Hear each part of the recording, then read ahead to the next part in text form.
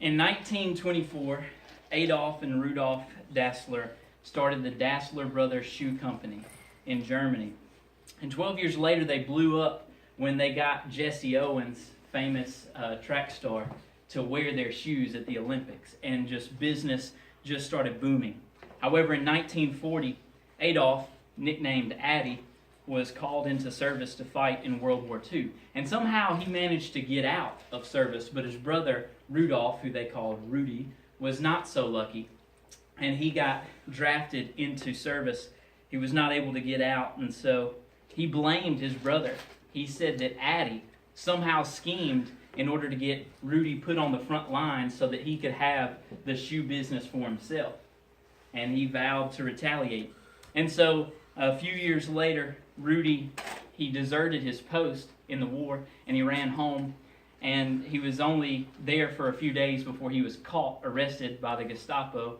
And he blamed that, again, on Addy.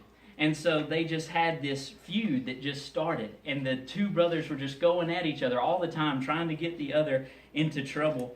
And they obviously couldn't work together anymore. And so they split the Dassler Brothers Shoe Company right down the middle. Addy took a branch and he named his new shoe company Adidas. Yeah, very good.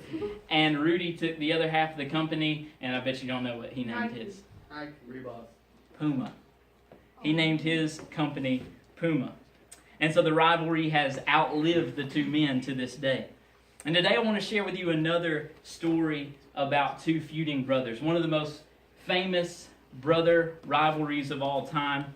And it comes to us, it's recorded for us in Genesis, throughout several chapters in Genesis, but it all starts in Genesis chapter 25, when Abraham's son Isaac prayed to God to give he and his wife Rebekah a child. They had tried and tried to have children, and it just didn't seem to be happening, and Rebekah wasn't getting any younger, and so Isaac prayed to the Lord, and God heard him, and he answered, and Rebekah became pregnant, and everything seemed to be working out just fine.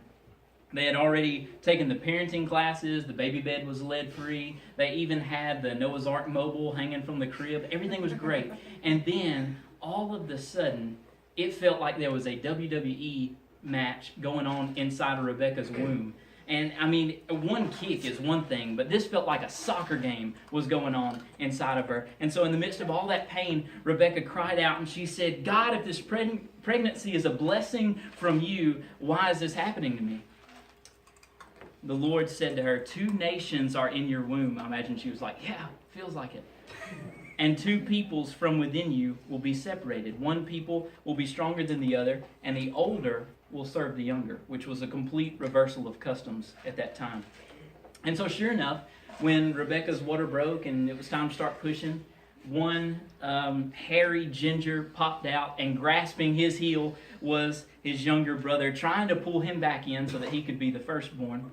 But it didn't work. These two brothers couldn't possibly be any more different. Esau, the older, looked like Cousin It. You guys know who Cousin It is? I love Cousin It. Yeah, that's what Esau looked like. I mean, he was just a hairy dude, covered from head to toe. And, I mean, it was so bad that when Esau would go swimming, people would say, hey, Esau, why do you swim with your shirt on? And he said, I'm not. And so it was pretty bad. And his brother Jacob was the exact opposite. His brother Jacob was smooth-skinned. And Esau was a man's man. You could find him hunting, fishing, loving every day. And his brother, not so much. His brother Jacob, you would find him at home baking cookies with his mother. And sadly, Isaac and Rebekah didn't do a good job of not showing favoritism. Isaac loved his chip off the old block Esau. He loved everything about Esau. And Rebekah loved her little mama's boy Jacob. And one day Jacob was sliding around in the kitchen in his socks making some ramen stew. And Esau came tracking in from a long hunting trip. Now Esau apparently wasn't as good as hunting as his father made him out to be, because he had been hunting for days and he hadn't killed anything. And so he was starving. And he comes in, and about that time the microwave dings and he says, oh, What is that haunting aroma? Is that ramen? Dude, you have to let me have it. And Jacob quickly pulls the bowl away and he says, well, let's make a trade. Sure, anything, just give me the goods, Esau says. All right, how about this? Ramen for your birthright. Now, here's what you got to understand about the birthright is, nowadays when a parent dies and they give the inheritance, they usually like split it up, among the kids. Everybody gets a little bit. Well, back then, they didn't want to divide the wealth. They wanted all their wealth to continue, and their family name, their good family name, their wealth to just be passed down so it could continue to get bigger and bigger. And so instead of dividing it up, they would give it to the firstborn. I mean, just because you were the firstborn son, you got everything. And so the birthright was a big deal. And so I imagine Esau's only half listening. He's probably pulled up his shirt and said, bro, do you see my ribs? I'm starving. I don't care. He birthright, smurflight. It doesn't matter. What good is it to me if I'm dead? And so Jacob pulls it away one more time and says, promise? Cross my heart and hope to die.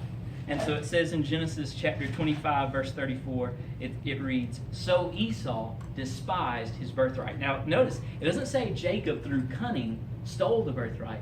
It says Esau despised it. Esau gave it up. Jacob just simply took advantage of the cards that he was dealt. Now, fast forward several years later, here comes another incident between the brothers to add to their sibling rivalry. Isaac is on his deathbed. He's old, he's blind, and he's hungry. And so he calls Esau in, his baby boy, his pride and joy. He calls him in and he says, Esau, I want you to go out and I want you to hunt some game for me and bring me some of that venison cordon bleu with that roasted red pepper tartar sauce on the side, that you make. And Esau's like, wow, Dad, what's the occasion? And he said, well, I'm dying. And I want to give you the blessing of the firstborn son. And so before he could even finish his sentence, Esau's out on the trail. He's out hunting. He's so excited about getting his birthright, his blessing for being the firstborn son. Little did he know, though, that his mother had been eavesdropping on the conversation. And so his mother runs and she goes and finds her favorite son, Jacob, and she says, Jacob, come here, we got to do this quickly. She says, go out into the field and get 2 young goats, bring them back to me, let me cook them, I'll make your father's favorite meal, you can go in and you can get the blessing of the firstborn son. And so Jacob does as he's told, and after preparing a fake venison cordon bleu with the roasted red pepper tartar sauce, Rebekah gave Jacob some of Esau's clothes so that he would even smell like Esau. And then she took some of the goat skin, that hairy goat skin, and she put it on the back of his hands and on the back of his neck so that he would even feel like Esau when he went in there. She had done all she could do. She made the meal, she did everything, and so she sent Jacob in, and it was up to him now to sell the pitch. And so Jacob walked in and he said, Dad, I got that, Dad, I got that meal that you wanted. Trying to disguise his voice, He said, I got that meal that you wanted. Why don't you sit up and eat and give me your blessing? And Isaac responded, wow, that was pretty fast. He said, yeah, I'm a beast. The Lord, your God, gave me success in the hunt, and so here I am. Still not completely convinced, Isaac said, come over here, though. Come over here. Let me touch you. Let me see if you really are Esau. And so Jacob gulped, and he was like, oh boy. It was too late now. He couldn't just turn around. He was in it.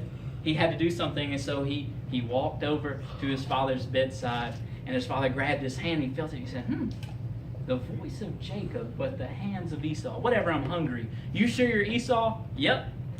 And so he proceeded to eat, and then he gave the blessing to Jacob. And here's what the blessing said. He said, may God give you heaven's dew and earth's richness and abundance of grain and new wine. May nations serve you and peoples bow down to you. Now catch this.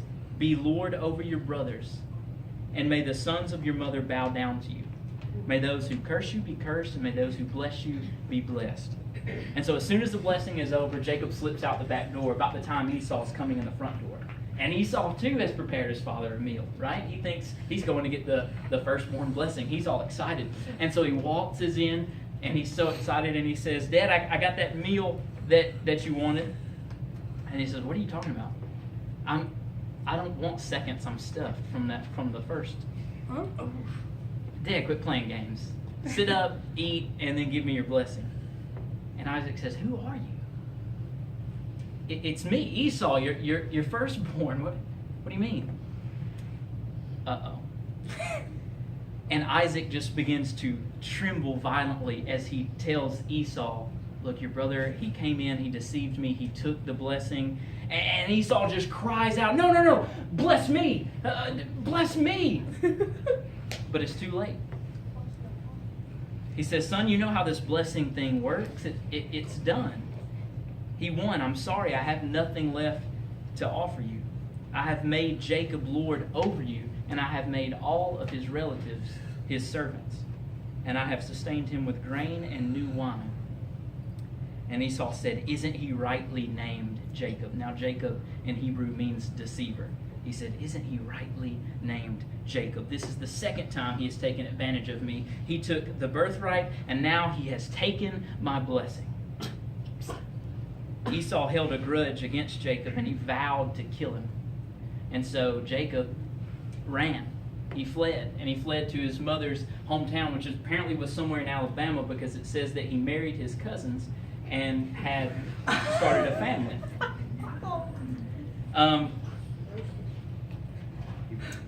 And so he starts working for his uncle, who's also his father-in-law. And after many years of just working for him and accumulating all of this wealth, finally he feels like it's time to move on. And the Lord told instructed Jacob to return home. So now Jacob is traveling home. He's left this strange land that he's been in for years, where he's been hiding from his brother. And with this massive entourage that he's amassed over the 20 years he's been away, he starts traveling. But the only thing on his mind as he starts going home is Esau. Because he knows he did Esau dirty. He knows Esau has vowed to kill him. And he feels like he's walking back into a buzzsaw.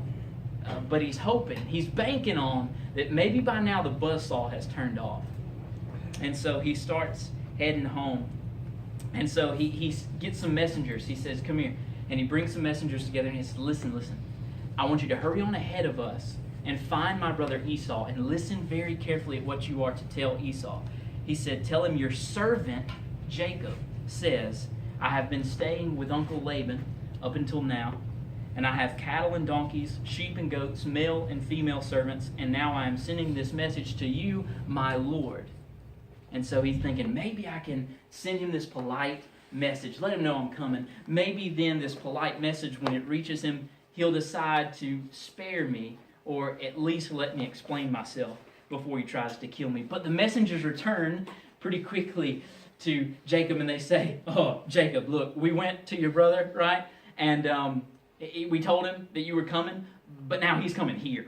Like now, he's coming to you, and he has 400 men with him. And so Jacob is like, oh my gosh, I just rang the dinner bell. And so he starts devising this plan. And so he takes everything he owns, the cattle, the livestock, even his family, he divides it into two groups. And he says, okay, maybe he'll attack the first group and the second group can get away. And so then he takes gifts. Out of everything he owns, he starts pulling out gifts that he can send on ahead. And maybe the gifts will appease him. So first, he sent ahead 220 goats. And then he sent 30, this tells you how rich he was at this point. Then he sent 30 female camels with their young. Then he sent 40 cows and 10 bulls. And finally, he sends 30 donkeys. And he puts servants with each of these groups of animals. And he says, go one at a time. And when you get there, tell my brother Esau this is a gift from his brother. And maybe, just maybe, he would accept me because of all these gifts that I'm sending him. So after they had been sent off, he sent his family and the rest of his possessions on across the river that they had stopped at. But he stayed behind. He wanted to be alone, and he wanted to have the night by himself. And so Jacob's sitting on the bank, and he's thinking he's about to take the night just to meditate and think about what he's going to say to his brother tomorrow, when all of a sudden he gets jumped from behind. Somebody in the darkness that he can't see who it is jumps him, and they start wrestling, and they wrestle all night long. And whoever this random person is who just jumped him realizes that it's almost daybreak and he's not going to win. And so he commands Jacob to let him go. And what he does, Jacob just holds on tighter. And so it says that the man touched, the Hebrew word literally means tapped. He tapped Jacob's hip, tapped it, and dislocated his hip. Who taps somebody on the hip and dislocates it? I don't know. So Jacob realizes something. He's been wrestling all night with God. And I know this sounds crazy, but I don't have time to get into it. Read it for yourself. Genesis chapter 32. It's an awesome story. But he's been wrestling with God. So listen. So Jacob grabs on even tighter when he realizes it's God. And he says, I will not let go until you bless me. And to make a long and confusing story short, God blessed Jacob.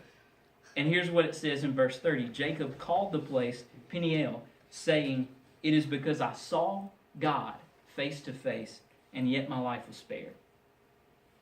So he called the place this Hebrew word that means he saw God face to face, and he lived. Now, I know what you're thinking, because I thought it too. What a random story to break up the family feud of Jacob and Esau. But trust me, it'll all make sense in a second. At least I hope it does. So Jacob's back with his family now, and they're about to continue on their journey to meet his brother Esau. When all of a sudden, Jacob looks up, and there he is. Here comes Esau, and he's got 400 men with him. And suddenly, the thought of the birthright came to his mind, the thought of the stolen blessing, the thought of the vow that Esau made to kill him, and all the times he had deceived his brother came flooding back into his memory, and he didn't know what he could do at this point. There was nowhere else to run, and so Jacob steps in front of his family, and as Esau approaches with 400 men, Jacob just starts bowing to the ground, and he bows 7 times, and as his brother approaches him, you know what Esau does? He runs to meet him.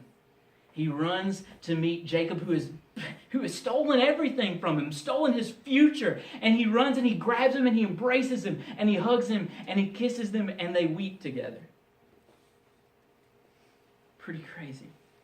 And Esau asked, what is the meaning of the flocks and herds that I met on my way? To find favor in your eyes, my lord, Jacob responded. And he said, oh, please, I already have plenty of that, my brother. Keep what you have for yourself. And Jacob replied, no, please. If I have found favor in your eyes, accept this gift from me. Now get this. He says, for to see your face is like seeing the face of God, now that you have received me favorably. He tells Esau, man, to see your face is like seeing the face of God. Now, don't miss this like I did the first 50 times I heard this story. I never noticed this, but it's so cool. This wasn't just a cute way of Jacob saying, wow, it's so good to see you. You look great. It's been, 20 years? No, he wasn't saying that. No, Jacob was the only person in the entire world who could say those words and mean them literally. He had just seen the face of God, and now to see his brother's face covered in forgiveness, covered in acceptance, he said, whoa, I would recognize that face anywhere. It's like the face of God to see that.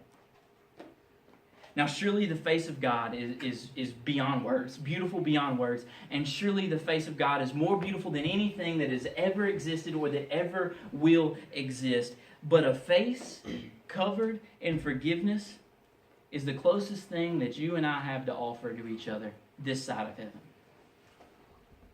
The closest thing to the face of God that you and I could give to each other is a face covered in forgiveness and acceptance. So forgive. Some of you came in here tonight like Esau, wounded. Somebody has hurt you. And you came in here limping tonight, maybe not physically, but spiritually or emotionally wounded. By someone who has told lies about you. Wounded by abandonment when someone has walked out on you. Wounded by abuse or neglect, and you have vowed never to forget that. You have vowed to hold on to that grudge, to hold on to that hatred, because forgiveness is out of the question for you tonight. Well, if that's you, then let me tell you, those wounds are just going to continue to bleed. Those wounds that someone else caused you are just going to continue to gush. They're going to continue to hurt because hatred doesn't heal. Hatred doesn't heal anything. A wise person once said that bitterness is like drinking rat poison and waiting on the rat to die. That just doesn't work. Unforgiveness hurts you more than it hurts the person you're harboring it for. So forgive. Paul in Colossians 3, verse 13, commanded the Christians, forgive as the Lord forgave you. So if you want to be healed of the wounds that other people have caused you, there's only one way. It's to forgive them. The only way to turn those wounds into scars is to forgive those people who have hurt you. Last week we talked about the sinful woman, the prostitute who came in and washed Jesus' feet. And you know why she was healed of all of the wounds that she came bearing that night to Jesus? Do you know why she was healed of those? Why she was forgiven? Because she realized just how much she had been forgiven of.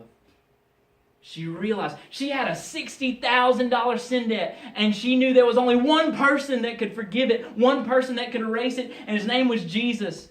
And that's why she was forgiven. And when you and I realize, like that sinful woman, just how much that we ourselves, people guilty of murdering the Son of God, when we realize that, just how much we have been forgiven of, then it is impossible for us to harbor unforgiveness toward anyone. So forgive. Brother Ronnie said something Sunday, and I loved it, and I wrote it down. He said, if there is something between you and someone else, then there is something between you and God. If there's something between you and someone else, there's something between you and God. And I know they hurt you, but Jesus can heal you. He's already forgiven you, and He will give you that same power that healed you, that forgave you. He will give you that same forgiving power for someone else. If you would just call on it. If you would just call on it and say, God, I feel like forgiveness is beyond me, but I know it's not beyond you. Father, give me the power to forgive, and I promise you He will, when you pray that prayer from your heart. So forgive. Forgive because it's the only way to see healing for the wounds that others have caused you. Forgive somebody tonight. That's my challenge to you guys. Let's pray. Father, I thank you for every heart that is in this room, God, and I thank you that you've had mercy on us, that you have forgiven us. God, more than we can ever imagine, more than we could ever repay. God, but our response to all the forgiveness that we have received, all the wounds that have been turned into scars, Father, for all of that, our response should be to give that same forgiveness, to have that same mercy on others. And so, God, we call on you tonight. Empower us with the Spirit that forgives. Father, help us be like the face of God to those that we need to forgive tonight. It's in Jesus' name we pray. Amen. Amen. Love you guys. See y'all later. Hey, Trevor,